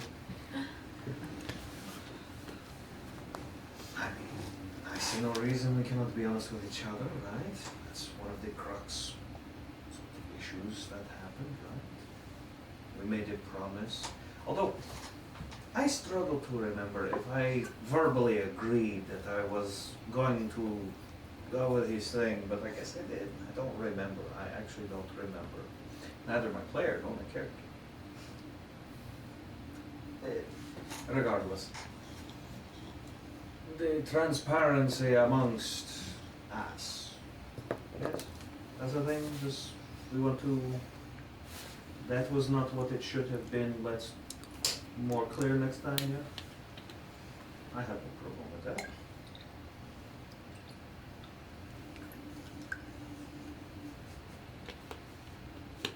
I mean, you know, within reason. You don't need to fucking everything. I do. Shit. Everything we want to. You know? I need to know what I do, go off to the previous or something shit. I don't need to tell you everything, damn.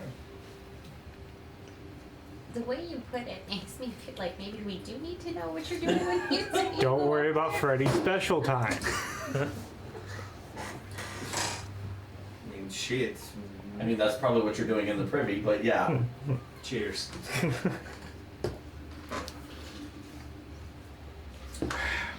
Where something's broken and he doesn't do anything, he just does it to keep up the ruse. Make us think I he's mean, if normal. you're having problems, I know medicine. What are you implying? I don't know. What are you implying? You're the one who started this conversation. What exactly do you do when you go to the privy? I go poopy. Do you need to know the graphic details? No, that was my point. You brought it up. I brought it up to say it's not important. You made it important, so we had I to did ask. not make it important.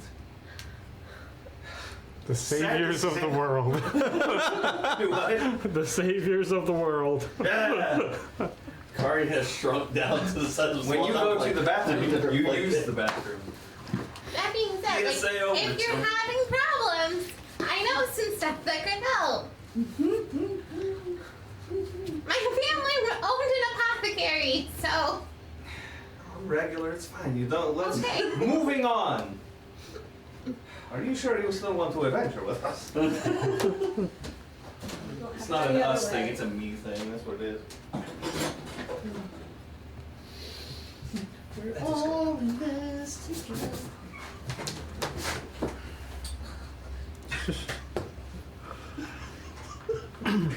I don't know. Over my head, So, bringing it back.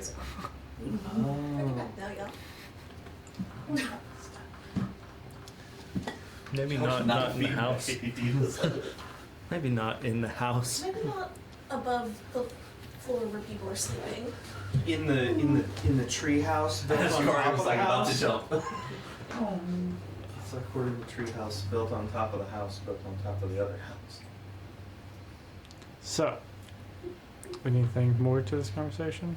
I want to interrupt it, but it did seem to derail some. Us? What? Derail? No. I can't imagine. I can quite well. I very much would like to see us bring peace to this world as best we can. And I would appreciate you being there with that and for that. And then I would like to be able to see you bring freedom to your cousin and enjoy a life and relationship with your sister's child.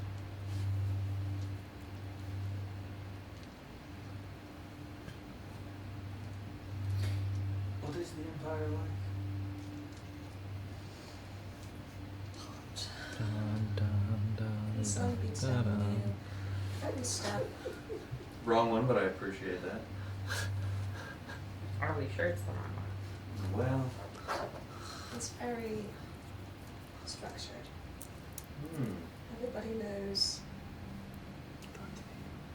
exactly how to act to people who are higher rank than you, more powerful, more wealthy, more magically gifted, and how to act to those lesser than you. There are forms of ways of speaking, of tone of voice you use, and the how deep you bow, and who you serve in what order, and who gets to go through the door first. And once you know what you're doing, it's easy in some ways. Simple. Very structured and formulaic. It's organized. Well, then later you will teach me how to do all of this, so when we go, I will not get in as much trouble. I will teach you to act however you would like to act. Whether that be the highest rank of nobility, of a common worker on the streets. She knows all of it. Excellent. The way I see it, we have a trip to plan after we save the world. I've had too much to drink, shit. Let's save the world, find Rory, and then do whatever else we need to do. I like it. But first, maybe we go to bed. Sounds good. It's been a very long day.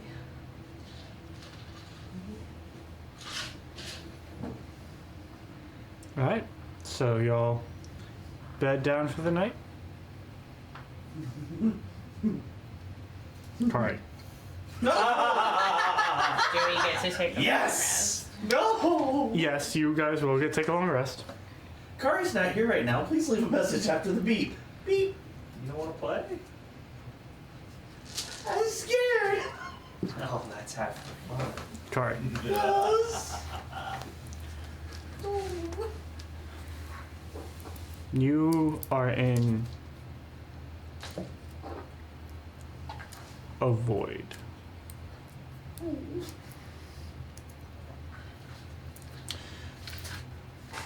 You see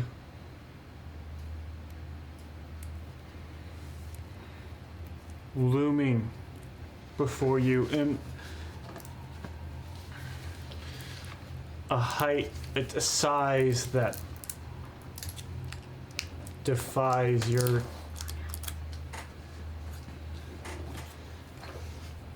are they 2 feet in front of you and massive? Are they very far away? What is distance? What is space? Yet somehow it is the only thing you see. It is all enveloping in front of you. You see a beautiful, fair-skinned elven woman with jet black hair, a black gown. As she moves her arm, it seems almost like wings.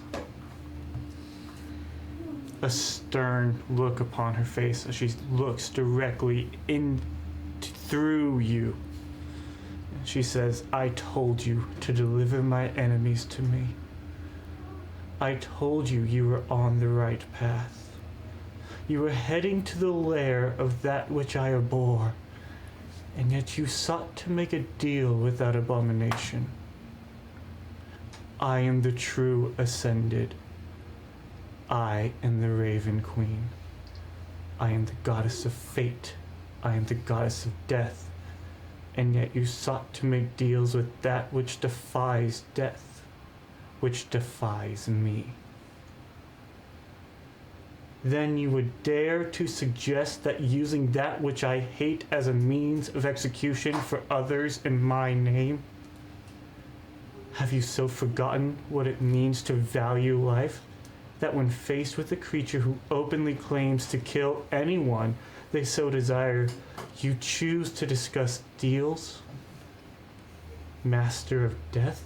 master of nothing. It seems that my ways are foreign to you, so perhaps it is best that you learn again. Perhaps I have given you too much. Learn again that which you serve, or I will take that which is mine. And you wake up. All necrotic spells you know, you don't. Oh, so. Man, you're about to get fired. Augustina. You're just gonna say, in other news, I got blackouts.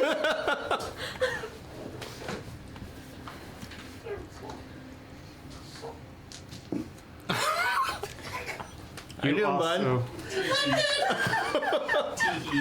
Augustina, you also find yourself in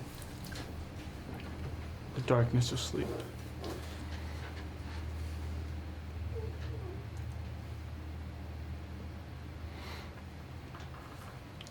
You feel the edges of yourself stretch and begin to dissipate away.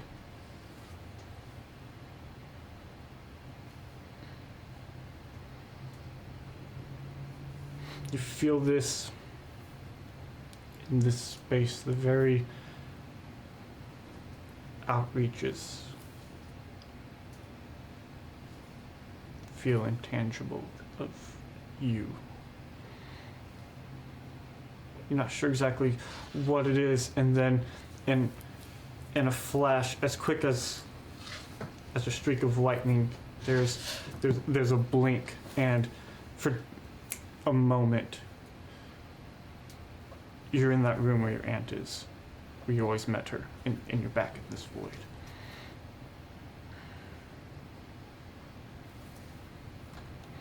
And you see the flashes again, and you see your aunt in her chair, but it's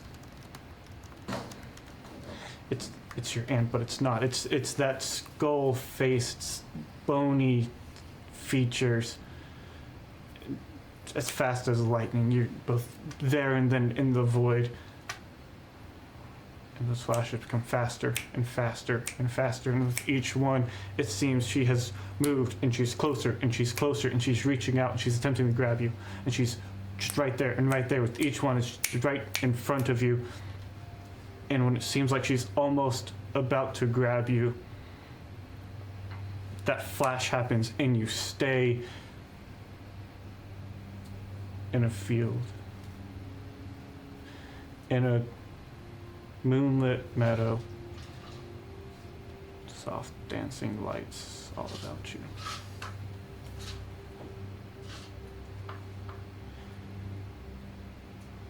And in that moment, in that gasp, when you felt like your aunt almost had you, you find yourself in that same meadow where you first met the Moon Empress.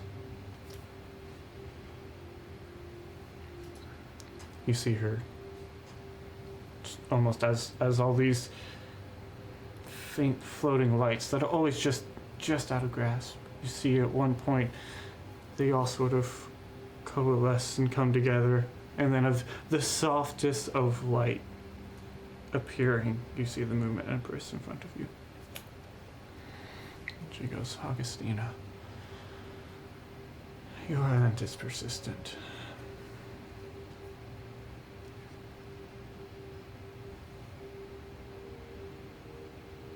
She wants you for who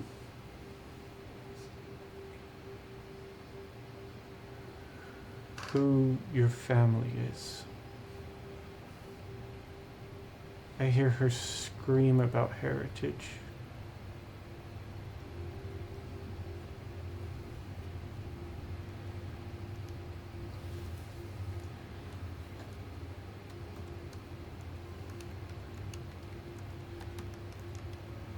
This may seem odd. How badly do you want to be away from your aunt?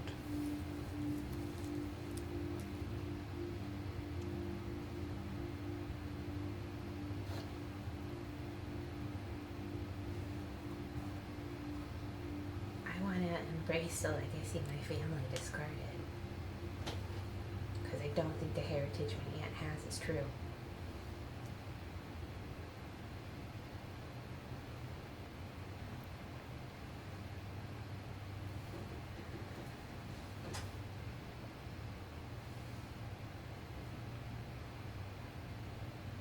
I can keep her away from you.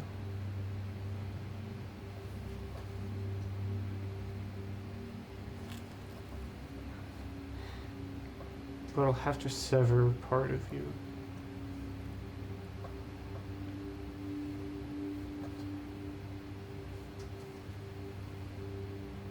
It's not as simple as what I'm about to say, but I feel like that's the only way to phrase it.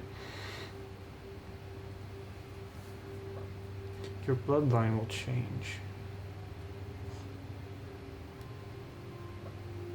You, everything you are will not. Who you are, how you feel about your family won't.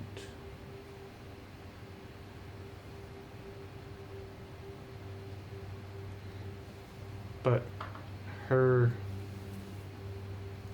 inherent blood connection to you will change.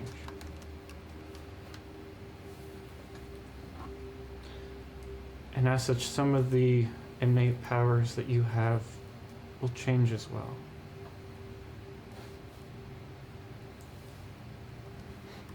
The manifestation of your innate magics will look different, feel a little different. You as you will be exactly as you are.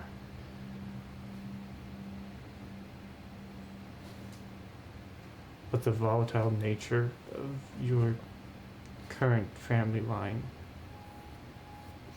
won't be attached to you anymore.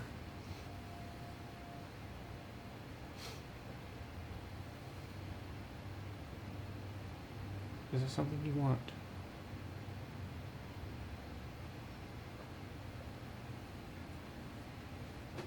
I'm Augustina Belladonna Steele. I am what they made me, but who I become is who I choose. So yes.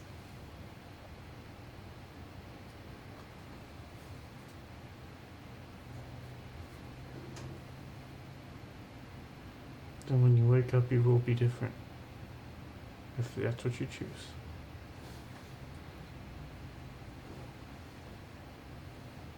Your aunt will never find you. Because what she's looking for won't exist anymore.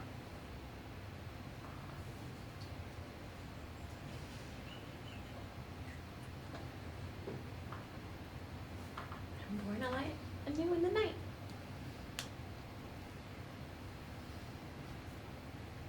You should sleep, Ambassadress. Thank you, Milady. It will be new tomorrow. And with that, things change. You all get a long rest. Nobody else gets crazy dreams. Shit fire. Morning comes. Don't wish for things you don't really want. Your I didn't fucking crazy dreams. sorcerer bloodline changes. You are no longer a wild magic sorcerer. I'll connect with you about what that means more later. Do those of us who lost our maximum get the back, Wes? If you were bit by Vlad and he drained your max HP, yes, you get that back.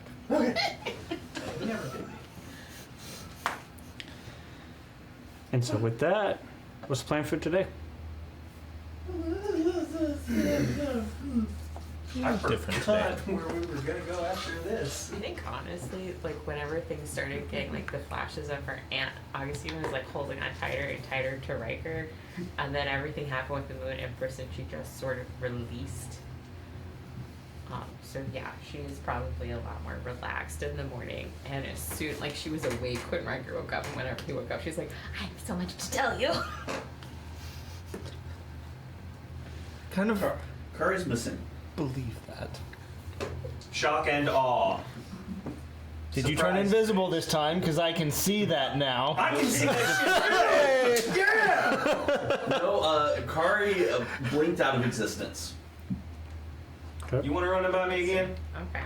Kari Yeah, huh? changed into Blink Dog. Both kind of though. Wrong kind of shape shifting. So we'll get through y'all's and then we'll find out where you are.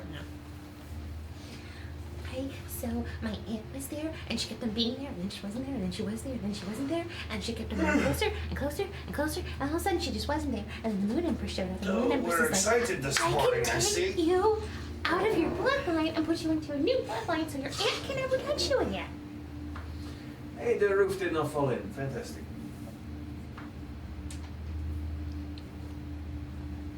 I don't understand how that works, but I'm happy for you. I don't either. I'm still Augustina Belladonna Steele, but I'm not. Of course you are. I'm not. What happened? I'm not my aunt's niece anymore. No, you are Augustina Belladonna Steele. What? Not your ass. I'm not awake enough for this. Moon Empress said my magic would change a little bit, so I don't know entirely what that looks like. We'll have to figure it out. But I'm free. Archer will pick her up and just spin her around. Huh. 1, 2, 3, 4. We're It's missing another good day. someone. It is a very good day. It is a good day. We're missing someone. That's why they said it's a good day. What? So with the we're missing someone. What? Kari, where are you? Kari, dimension doored.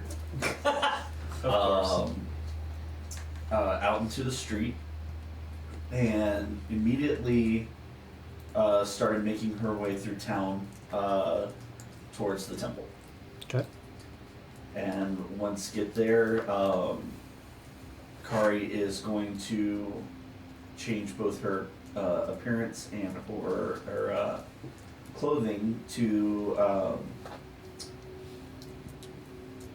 back to what she wore when she first started with the Ravens. Okay.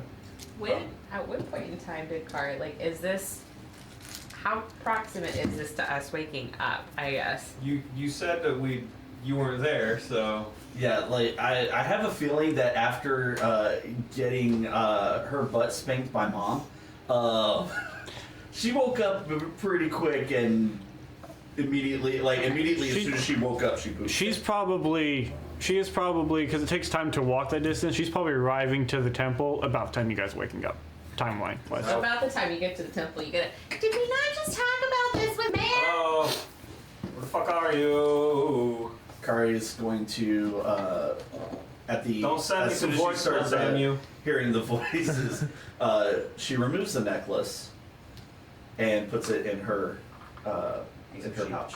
Gives it to the homeless Okay. Here, you deal with this. guy. We're fine. They Everything's sound very fine here. upset. How are you? Kari's like, Whose voice is this? Kari's holding the necklace out like this. Company. Keep going, bud. As I change my appearance and put the necklace into the pouch, and walk up to the altar, pull out. Hold on, thought. Sorry, had to bring that page back up.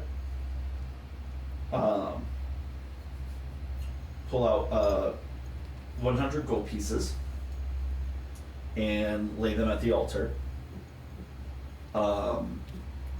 along with her bracers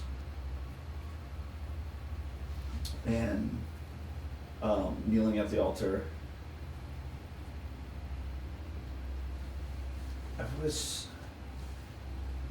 trying my best to be worthy of the gifts you've given, of the calling you give.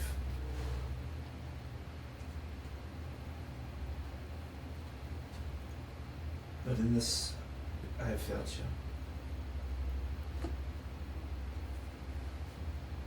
I will not fail again.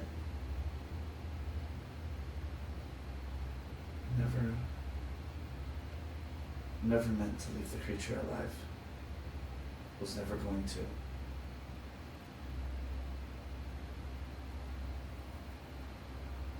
I entertained the thoughts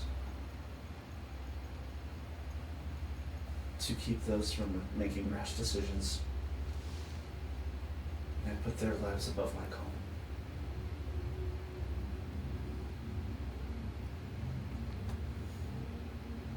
I wanted to keep them safe.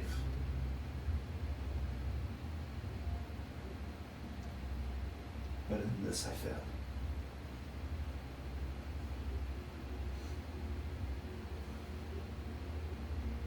I will not fail again. My life and my blood have been yours for as long as I can remember. And they will continue to be yours until I join you at your side.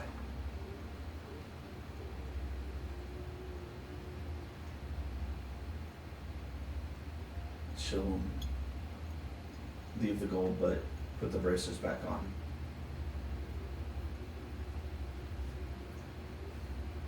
Take this offering that was meant for another as a token of my penance.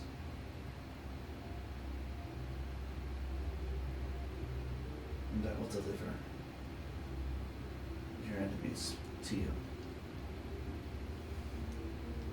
She'll bow at the altar, stand up,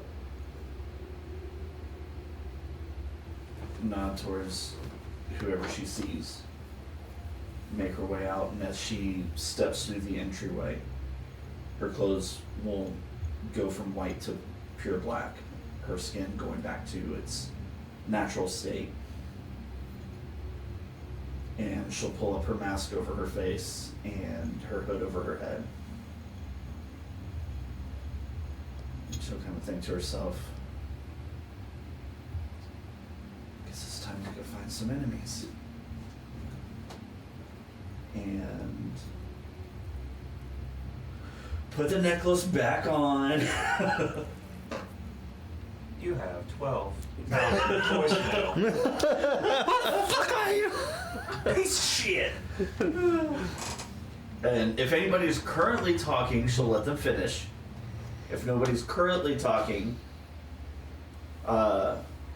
she'll pull the thing out and just say, my apologies, I was doing morning meditations. You all were asleep when I left, and I went to go do my meditations at the temple. I'll be back shortly. Leave it until next time, David. Once they get out, he's like, Also, I don't fucking believe that. yeah. I call bullshit. She never does morning meditation. Okay, so as you all reconvene and decide what you're gonna do for the day, we'll pick up there next time because it's dark and raining outside. And get home. Nice, guys. Woohoo! Yeah, name it for everybody else.